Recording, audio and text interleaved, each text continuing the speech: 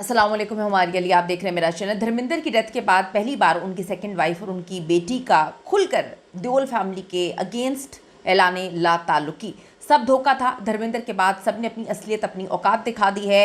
हमारी विरासत तक खा गए। मीडिया के सामने अब राज खुलना शुरू हो चुके हैं। इंडियन मीडिया इस फैमिली का साथ क्यों नहीं दे रहा? एक बड़ा ऐलान इस फैमिली की जानिब से। दूसरा, जो पॉलिटिशियंस हैं वो सनी देओल का साथ दे रहे हैं। मीडिया पर पाबंदी लगा दी गई है कोई भी फैमिली के हवाले से बात करने पे। क्या मामला, आज की वीडियो में इस पर बात करते हैं। रिक्वेस्ट है चैनल को सब्सक्राइब करें, वीडियो को आखिर तक मुलाहिजा ज़रूर फरमाइएगा।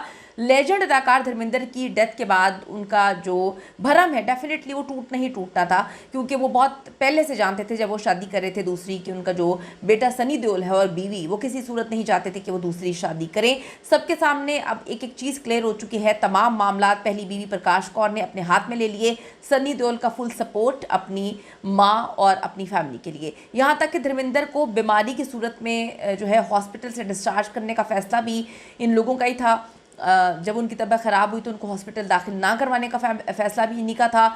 जो वेंटिलेटर मशीन बंद करवाना उसका फैसला भी इन्हीं का था।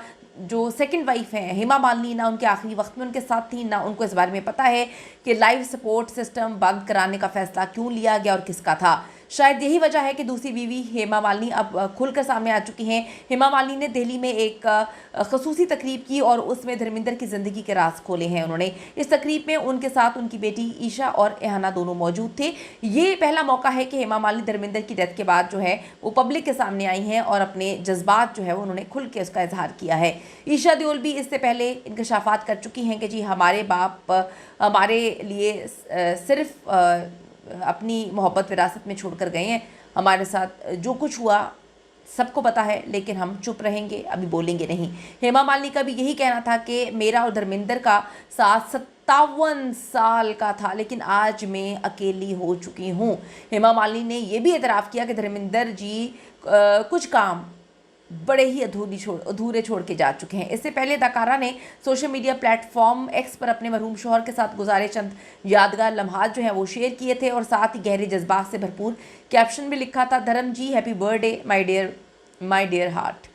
हेमा मालिनी ने लिखा था कि धर्मेंद्र के जाने को 2 हफ्ते से ज़्यादा का वक्त गुजर चुका है, मगर वो अब भी अपने आप को संभालने और ज़िंदगी को दोबारा से तरतीब देने की कोशिश कर रही हैं। उनका कहना था कि दिल टूटने के बावजूद वो आहिस्ता आहिस्ता खुद को जोड़ने की कोशिश कर रही हैं और यकीन रखती हैं कि धर्मेंद्र हमेशा उनकी रूह में ज़िंदा रहेंगे।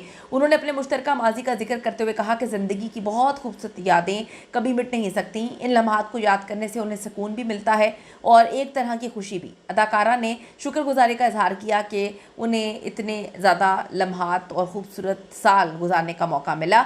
आज भी इनका रिश्ता इनकी मोहब्बत की गवाही देता है। फना का कहना था जी, इनका कहना था कि हेमा मालिनी अपने दिल की बात कह रही हैं और उनकी ज़िंदगी में सनी देओल, बॉबी देओल और पहली बीवी की फैमिली के लिए डेफिनेटली कोई जगह नहीं है।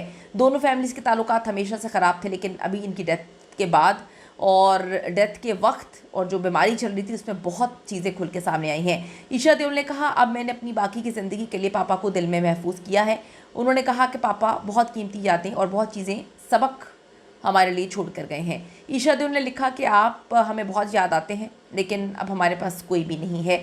अदाकारा ने लिखा, मैं आज पापा की मिरास को फ़ख्र और एहतराम के साथ जारी रखने का वादा करती हूँ।